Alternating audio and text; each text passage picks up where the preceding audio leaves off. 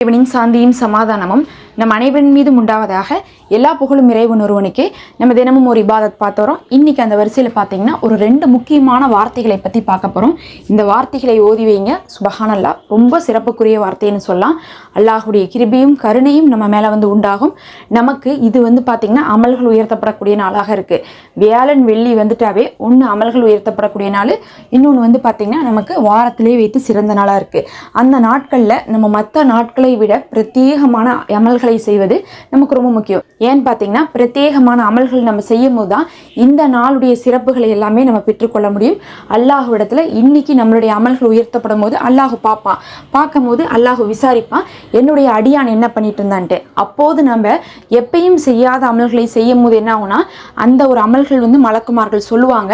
அப்படி சொல்லும் போது அல்லாஹ் அப்போ என்னுடைய அடியான் என்கிட்ட என்ன எதிர்பார்க்குறான், எதற்காக அமல் செஞ்சிருக்கான்னு கேட்கும்போது இந்த தேவையை அவன் எதிர்பார்க்குறான் அப்படின்னு சொல்லுவாங்க மலக்குமார்கள். உடனே அல்லாஹ் என்ன பண்ணுவான்னா, அமல்கள் நம்ம எதற்காக எதிர்பார்த்து செஞ்சோமோ அந்த ஒரு தேவையை நான் கொடுத்து விடுகிறேன்னு சொல்லி அல்லாஹ் கொடுத்துருவான். அதனால சிறப்புக்குரிய அமல்களை எடுத்து வாரத்தில் வியாழன் வெள்ளிகளில் செய்துவாங்க. இன்னும் ரொம்ப முக்கியமாக பார்த்தீங்கன்னா அல்லாஹுடைய இஸ்முகள் இந்த நாட்களில் ரொம்ப சிறப்பாக நம்ம எடுத்து செய்யணும். ஏன்னா அல்லாஹுவை அழைத்து கேட்க வேண்டிய நாட்களாக இந்த நாட்கள் இருக்குது. அப்படிப்பட்ட 2 இஸ்முகளையும் நம்ம பார்க்க போகிறோம். அதில் முதல் இஸ்மு அல் ரஸாக்கு யா அல்லாஹ்.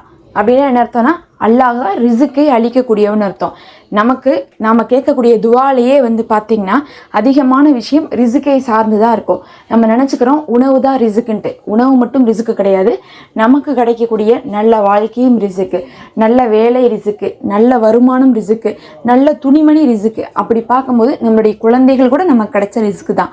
அப்படி இருக்கும்போது அல்லாஹ்விடத்தில் நம்ம ரிசுக்கை தான் இந்த நாட்களில் சிறப்பாக கேட்கணும். நம்ம எப்பயுமே என்ன நினச்சிக்கிறோன்னா, தனியாக நமக்கு எது வேணுமோ அதை மட்டும் கேட்கலாம். என் கடனை அடைச்சி கொடு, எனக்கு ஒரு சொந்த வீட்டு கொடு அப்படின்னு நம்ம நினைக்கிறோம். அப்படி இல்லை. நபிமார்கள் ஓதிய துவாக்கள்ல எடுத்து பார்த்தீங்கன்னா அவங்க பொதுவான வார்த்தையில தான் கேட்டிருப்பாங்க. அந்த பொதுவான வார்த்தை எல்லாத்துக்குமே பொருந்துற மாதிரி இருக்கும். இந்த அர் ரஸாக்கு அப்படிங்கிறது பார்த்தீங்கன்னா உங்களுக்கு தேவையான அனைத்து ரிசுக்குகளுக்குமே பொருந்தக்கூடியதாக இருக்குது. அதனால் இந்த வார்த்தையை அல்லாஹ்விடத்தில் சொல்லி கேளுங்க. இந்த நாளில் உங்களுக்கு ஒரு வாரத்துக்கு தேவையான ரிசுக்கு அல்லாஹுடைய புறத்துலேருந்து கிடைக்கும். சாப்பாடு, வேலை, வருமானம், ஆரோக்கியம், ஒரு நிம்மதி, ஒரு நல்ல குடும்பம், நல்ல துணைன்னு சொல்லிட்டு எல்லாத்தையும் அல்லாஹுடைய புறத்துலேருந்து பெற்றுக்கொள்வதற்காக அல்லாஹு அப்படிங்கக்கூடிய அவனுடைய இஸ்மோடு சேர்த்து அந்த அர் ரஸாக்கையும் சேர்த்து ஓதிக்கொள்ளுங்க. அர் ரஸாக்கு யா அல்லான்னு ஓதலாம், இல்லை அல்லாஹு அர் ரஸாக்குன்னு ஓதலாம், எப்படி வேணால் ஓதலாம். முதல்ல இந்த இஸ்மையை ஓதிக்கொள்ளுங்க. அடுத்தது 2வது பார்த்தீங்கன்னா யா ஹாலிக்கு யா அல்லா. அப்படின்னா ஹாலிக்னா படைப்பவன். அல்லாஹ்விடத்துல தான் நாம் இந்த ஒரு வார்த்தையை சொல்ல முடியும். அல்லாஹ் பார்த்தீங்கன்னா இந்த அடியான் என்னை இறைவனாக ஏற்றுக்கணும்னு சொல்லிட்டு எதிர்பார்க்குறான். அதுதான் நமக்கும் மற்ற படைப்புகளுக்குமான வித்தியாசமாகவே இருக்குது. எல்லாரையுமே அல்லாஹ் தான் படைக்கிறான். ஆனால் யாருக்கு அல்லாஹ் சொர்க்கத்தை கொடுக்குறான், யாருக்கு அல்லாஹ் நிஹ்மத்துகளை கொடுக்குறான், ஆசீர்வாதங்களை கொடுக்குறான்னு பார்த்தீங்கன்னா அவனை தேர்ந்தெடுத்து கொண்டவங்களுக்கு மட்டும்தான். அதனால் அல்லாஹுவை நம்ம தேர்ந்தெடுத்துக்கிறோம் அப்படின்னா நம்ம என்ன சொல்லணும், நீ தான் என்னை படைத்தேன்னு சொல்லணும். அதுதான் ரொம்ப முக்கியம். அதை அல்லாஹ் ரொம்ப விரும்புகிறான். இது அல்லாஹுவை தவிர நம்ம வேற யாருக்காக சொன்னோம்னா நம்ம இணை வைத்தவராக ஆகிவிடுகிறோம். இதே அதை அல்லாஹுக்கு சொல்லும் போது அல்லாஹுடைய திருப்தியை பெறுகிறோம். இதுதான் வித்தியாசம் நமக்கும் மற்ற மதத்தினருக்கும். இதை மற்றவங்கள்ட்ட சொல்லும் போது நீ தான் என்னை படைச்சேன்னு சொல்லிட்டு மற்றவங்கள்ட்ட சொல்கிறாங்க அவங்கெல்லாம். அதனால அல்லாஹுக்கு இணை வச்சவங்க. நாம் அல்லாஹ்விட்ட அதை சொல்கிறோம், அல்லாஹுடைய திருப்தியை பெறுறோம். அல்லாஹுடைய திருப்தியை பெற்றோம்னா என்னாகும், நம்ம தேவைகள் நிறைவேறும். நாம் நம்மளுடைய தாயிட்ட ஏமா நான் உன் பொண்ணு தானே, எனக்காக நீ இது கூட செய்ய மாட்டியான்னு கேட்டால் நம்ம அம்மா என்ன பண்ணுவாங்க, கண்டிப்பாக நமக்காக செய்வாங்க.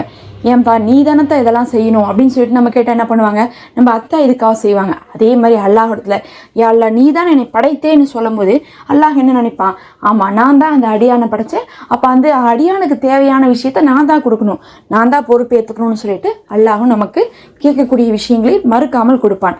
இதெல்லாம் பார்த்தீங்கன்னா அவனை கவரக்கூடிய வார்த்தைகள். இந்த மாதிரியான வார்த்தைகளை பயன்படுத்தி நம்ம துவா செய்வது ரொம்ப சிறப்பாக இருக்கும். இந்த 2 இஸ்மைகளையும் நீங்கள் ஓதிக்கோங்க.